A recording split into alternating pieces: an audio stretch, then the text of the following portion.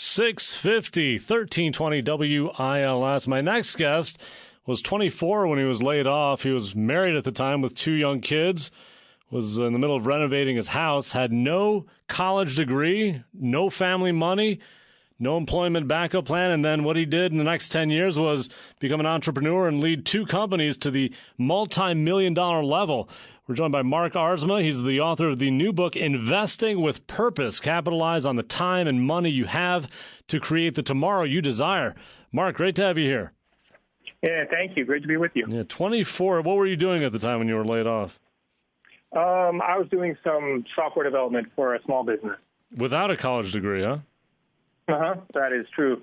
Yeah, I was I was the nerdy kid who stayed up late and wrote Pac-Man or something when I was in high school. So some of those skills turned out to be useful later on. So what do you do when you first get laid off? Do you, how did you react initially to that? You know, it's funny because looking back, I think I probably should have been more scared than I was, but maybe there was a little bit of ignorance is bliss. And I think I had started kind of pondering that I might want to work for myself. So I thought, all right, here's the chance. I'll just head down to the basement and set my computer on whatever's down there and what was there see if I can do some freelance work. And was there success right away, or? Slow and steady. I think I did a little software job for somebody the first day, made $59. So that probably didn't cover my bills for a day, but I was cash flow positive and profitable, and then just kind of built from there. And a real key inflection point that happened there is recognizing that if I just keep selling my time by the hour, 24 hours in a day is a hard stop on that gig. So I was kind of stumbled into the realization that some of my software clients have the same needs as each other, and I could create something pre-packaged that would meet that. And that got me into making software products, and that's where some success really started to come. You realize that any kind of per-hour job is not the way to go, is that it? I mean, it's a great leverage early on because we all get time, kind of the same amount as each other at the same pace, and it comes free. It's like pass, go, collect $200. So if you're starting out and you don't have a lot of capital or you don't have a lot of assets, then absolutely take that hourly time and trade it for the best income you can get. And I think at the same time as doing that, I would advise people start thinking about how could you start using your time and the money you're making to build something of greater long-term value, something that you own. Talking to Mark Aardsma, the brand new book, Investing with Purpose, one of your chapters there is titled, Tell Yourself the Truth About Time. What is the truth about time? Yeah, that I think it's really important. There's a few points there. One of them is basically the simple point that life is short. So, if we have intentions that, hey, someday I want to, spend a lot more time with my family, or someday I want to have more financial security, or someday I really want to help, this group of people in Africa or something. We don't have as many some days ahead of us as we would like to think. So part of what I say in the book is get active now on the things that you really want. And how did you do that for yourself, get that sense of urgency? Yeah, I think maybe I was born with it. I'm a pretty intense person. I'm very forward-driven. So I guess if someone kind of doesn't look at life that way, I would just say maybe it's worth it to reflect on the future. What do you want your 100th birthday to be like? What do you want people to say about you, about your life, and realize that the amount of years between now and then really aren't that many. And I guess what it is for me is that's a motivation to get brave, to be courageous. Well, and the question too is how many years are you going to be able to be productive too? Because by 80, 90, most people aren't really doing very much of anything. Yeah, true. Yeah. Now, another chat. So let's get to it. So you're in your basement. You start putting together software. At what point? What triggered the initial real success that you had then? One point that sticks out in my mind is it was kind of late at night. I think my wife was watching television upstairs, and I was down in the basement, kind of wrestling with a software problem that a lot of my customers had. It had to do with search engine optimization and having their websites do well on Google using the software that they had purchased. And so I was like, man, if I could solve this without them having to buy all new software and recreate their websites, if I could just kind of come out with an upgrade for them, that would be worth a lot. And what I like to point out about that is I found a difficult problem, and I wrestled with it for a little while, and I was like, it's got to work on different web servers, and there's technology issues, and it can't cause any sort of inconvenience for the user. How do we solve this? And I remember kind of distinctly, I think I got a plan worked out, and I came upstairs, and I was like very excited to tell my wife, hey, I think this is going to be big. And she was asleep, I believe, but I was excited anyway, and it was like, hey, if we have a solution for a difficult problem, there's value there. So one of the things I say in the book is look for difficult things to do. There's a lot of problems to be solved in the world. And rather than kind of saying, well, what's an easy path to success? I say, hey, what's something that people are having a hard time with that nobody's been able to solve? And that's it. That really worked. Well, and hopefully you can find the solution. Talking about Mark Aardsma, the book, Investing with Purpose. It's aardsma.com. Is that the website? That'll work. Yeah, that's a little tough to spell. So another website people could go to is allwhoaspire.com, and that's got some info on how people can actually give a book from me to someone that they think has great potential as well. Allwhoaspire.com. You write, too, about building yourself and your network. So when you're a computer guy in your basement, how do you go about doing that? That was something I was behind the curve on, that I was really kind of a loner there, operating just by myself.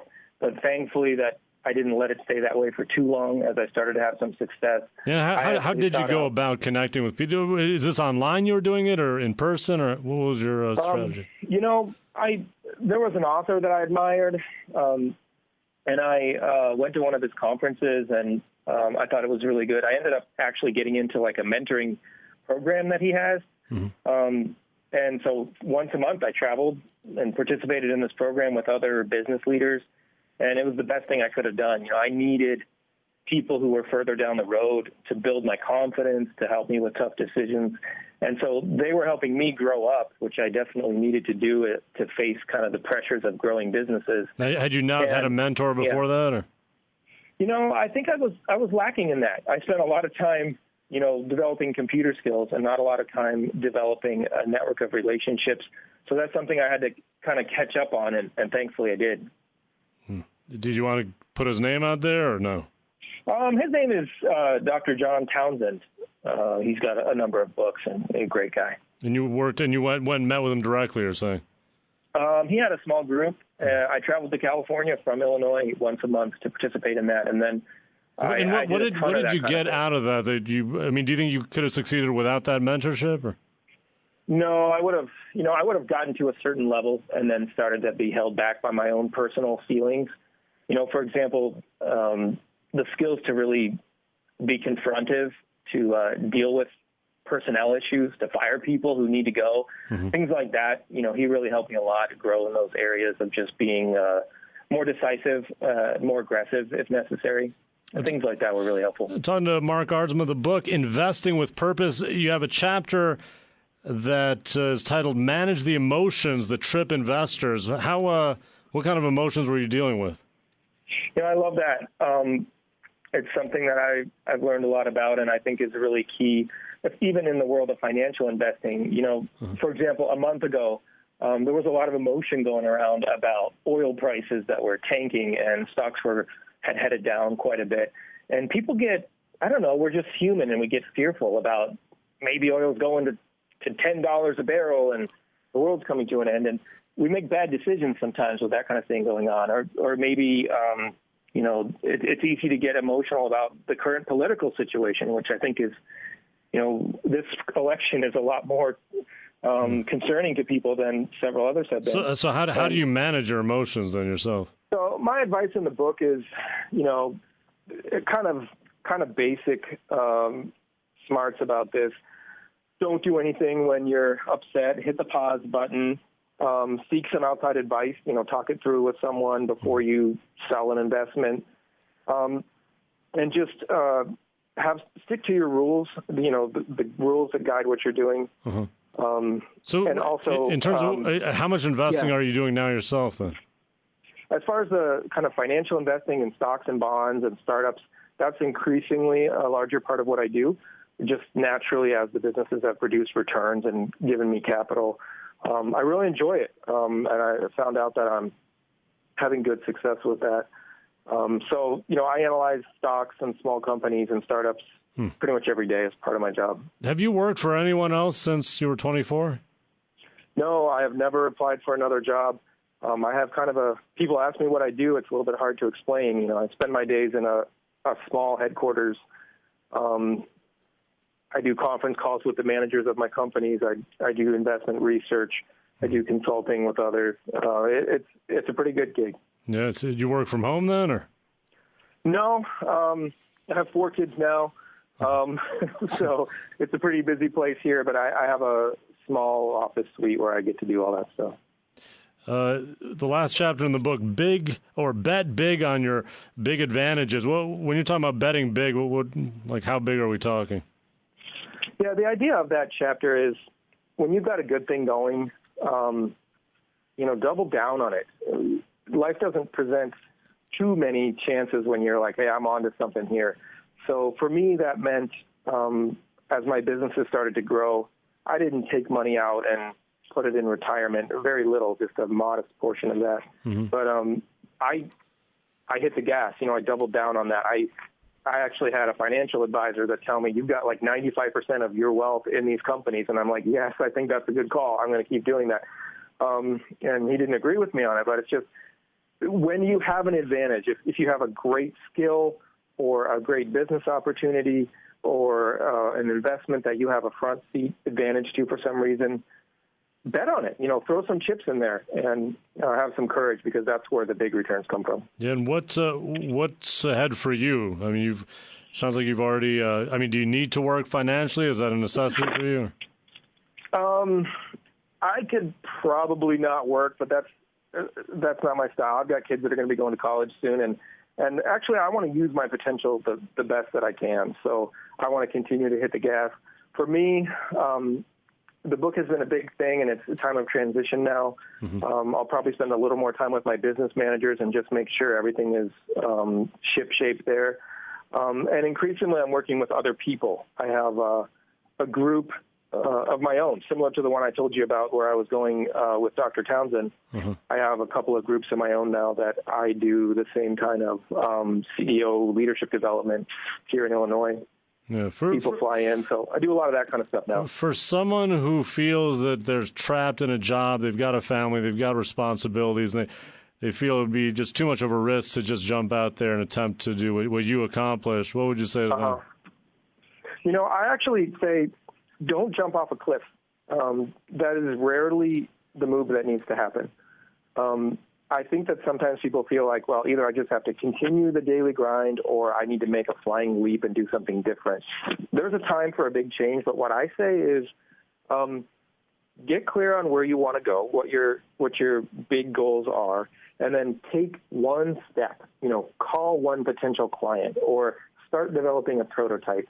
And I think actually that it's very scary to start taking those steps, and sometimes the flying leap is a way to try to cold turkey bust through the fear. But I don't think that's what most people need to do. Start building a plausible plan, and then when you start to see some traction, then that might be the time to quit the day job. Mark Aardsma, the book, Investing with Purpose.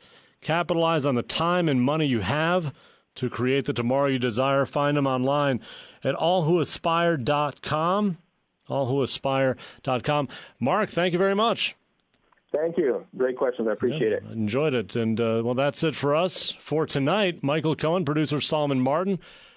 But we're not done yet. We're going to be back here tomorrow to wrap the week up. I know tomorrow's supposed to be sunny and a whole different kind of day. So this entire day of rain is going to disappear, and we're going to get some sun for once, and then hopefully some warmer weather moving forward. Let me see. ccrecap@gmail.com. If you have not emailed us and you listen regularly, and please do let us know what you think when you're tuning in, because if there's any particular topic you'd like us to cover, we will do that. ccrecap@gmail.com. We are back tomorrow at 6 p.m. right here on 1320 WILS. Good night.